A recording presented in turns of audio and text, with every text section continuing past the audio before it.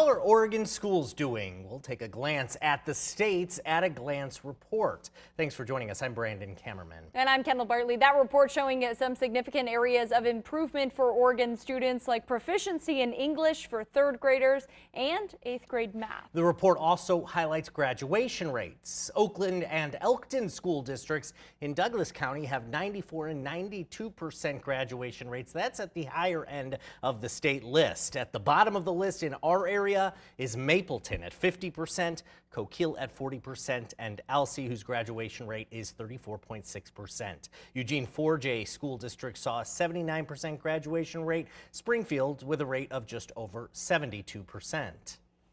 And since the pandemic, Oregon has struggled with regular school attendance. In fact, Oregon has the highest absentee rate in the country. In the last school year, the state average for regular attendance was about 67%. Meanwhile, Eugene, Springfield, and Bethel school districts do compare to the state average. Eugene is slightly up by 0.5%, Springfield is down by over 6%, and Bethel is up over 2%. Meanwhile, Coos Bay is down 7%, Douglas County following the trend, down by 2%.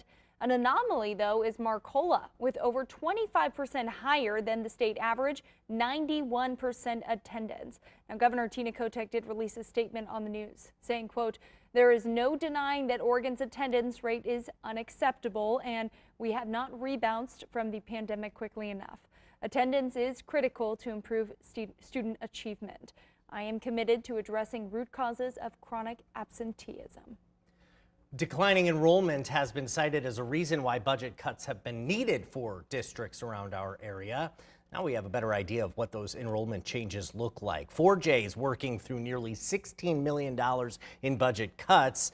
4J saw a 2% drop in enrollment, which comes out to over 300 students. Now, according to 4J officials, they received just under $11,000 in state funding per student enrolled. Bethel and Corvallis school districts, who are set to close schools in the coming months, both saw enrollment declines of about 100 students each. Some notable increases in enrollment were the Scio and Santiam Canyon school districts, who saw hundreds of new students enroll in the new school year.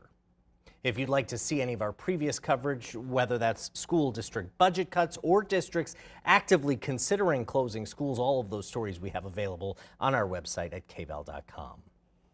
And those budget cuts likely to be felt statewide, from early learning to universities. These potential cuts would have impacts on grants and other programs. None of these proposals are final, but lawmakers will take them into consideration before making cuts next year.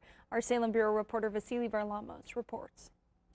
State agencies across all sectors are being asked to propose cuts as the state tries to manage long-term budget challenges. Our primary and overriding criterion was, how do we minimize the impact to students? The three largest education agencies, the Department of Education, the Department of Early Learning and Care, and the Higher Education Coordinating Commission, gave lawmakers a list of potential cuts of 2.5% and 5% of their existing budgets.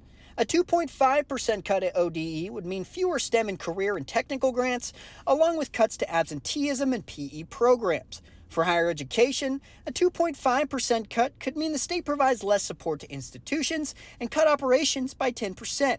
Early learning 2.5% cuts would involve shifting daycare program costs to federal funds and limits on hiring and travel. There isn't a line item here that doesn't represent an impact on educators in some capacities. A 5% cut to ODE would mean deeper grant cuts and the reduction or elimination of some programs. For HECC, there would be no Oregon Promise or child care grants from July 1st, 2026 to June 30th, 2027, and a 5% cut at DELC would mean fewer preschool promise slots and deeper program cuts. This is our first run of our conversation. These are ongoing conversations that we are having. The proposed cuts are just that, proposals. State Senator Janine Solman, budget chair of the Subcommittee on Education, stressed that this is a time of information gathering, and another state revenue forecast next year will give better insight on how much they may need to cut.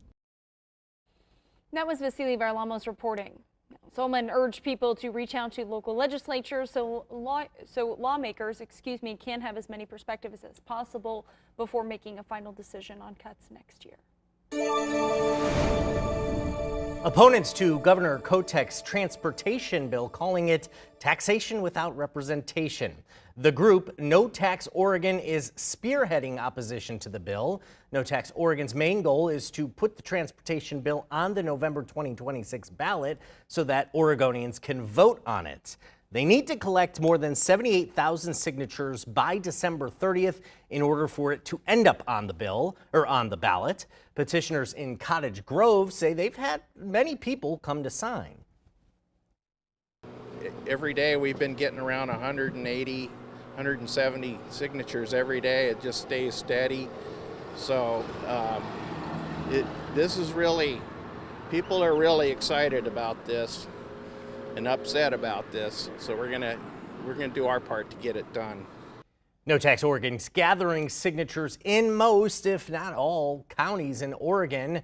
While they haven't counted the signatures they have yet, one of the petitioners that our team spoke with said he is confident that they already have the required number of signatures. Still a month to go before that deadline of December 30th. We do have a list of locations that are offering these signings on our website. A federal judge in Eugene is allowing a man accused of targeting Asian business owners in a multi-state burglary conspiracy to go free on bail, despite prosecutors urging he remain behind bars. KVAL's Tiffany Lewis was at the federal courthouse this afternoon and has more.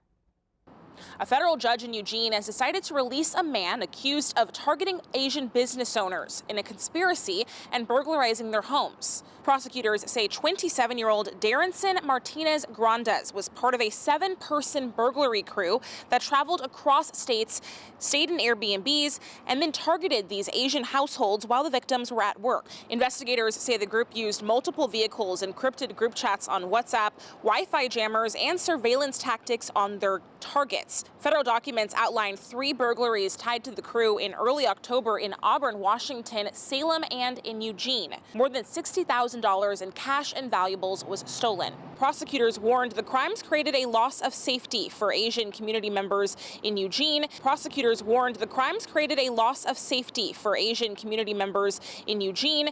He read a victim impact statement that said these are not common thieves.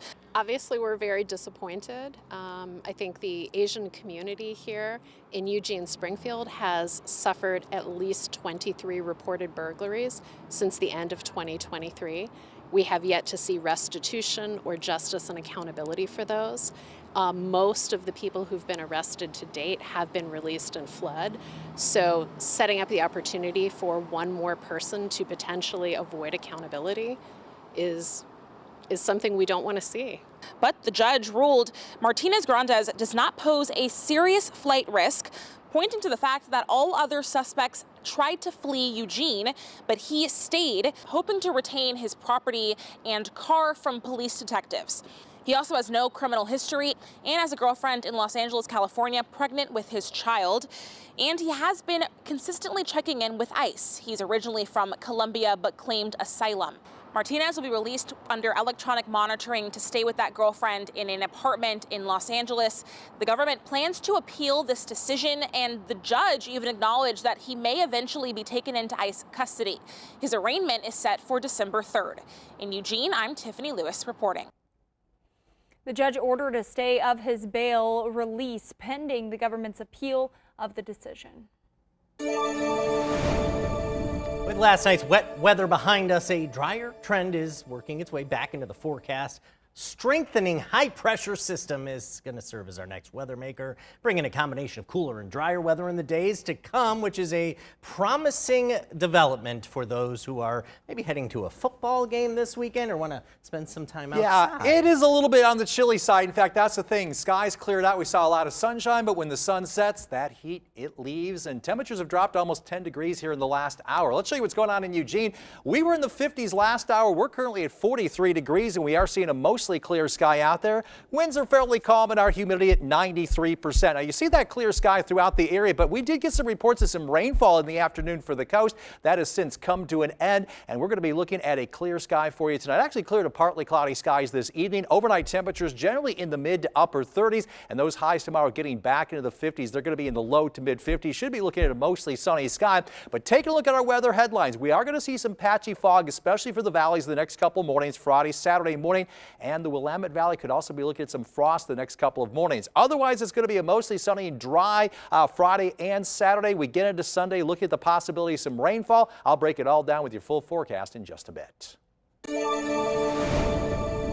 Fall sports are winding towards their end. NCAA men's soccer tournament, well, it's beginning, and for the Beavers, they hope to improve their regular season, and they hope that regular season leads to a successful postseason. KVAL sports reporter Jack Demler joining us from Lorenz Field. Jack, there is nothing like tournament time.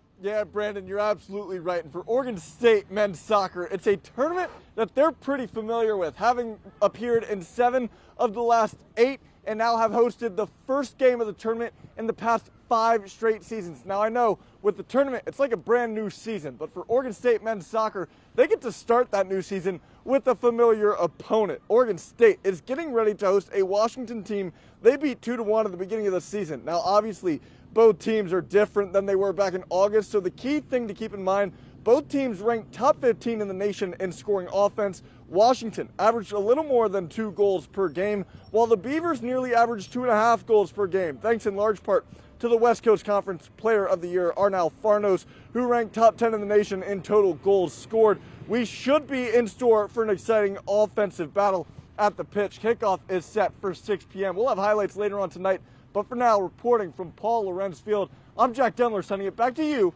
inside the studio. All right, well, let's first send out to our live coverage of the Shoes That Fit event. And yeah, you're looking right there at Sabrina Ionescu and Hronas Grasu, her husband, former Oregon Center. Also there is Marcus Mariota. This is a pretty cool deal as those pair of Oregon legends, Sabrina and Marcus, in Eugene ahead of Saturday's football game against USC. While Saturday's game day, that includes a particular Hall of Fame induction. Today, Marcus and Sabrina are giving back to help with the Shoes That Fit nonprofit. We caught up with those 2 Duck legends ahead of today's event. I think at the end of the day, like being able to give back to the community that gave so much to me. And Shoes That Fit is an unbelievable partner. You know, to kind of piggyback off of what Sabrina's been doing and to partner with her as well. Just such an easy thing for us to do, and a basic need that we all feel like we should have is a pair of shoes, and sometimes these kids don't have it. Mariota and Ionescu providing new shoes to over 350 kids with the Boys and Girls Club of Emerald Valley. The Shoes That Fit campaign is all about helping kids in need.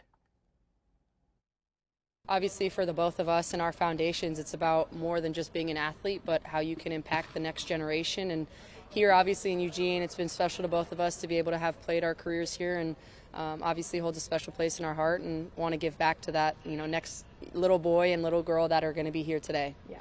The kids were also able to ask those 2 former Ducks about their experiences at U of O, as well as their professional careers. Since the organization was founded, Shoes That Fit has provided nearly 3.5 million shoes to kids in need.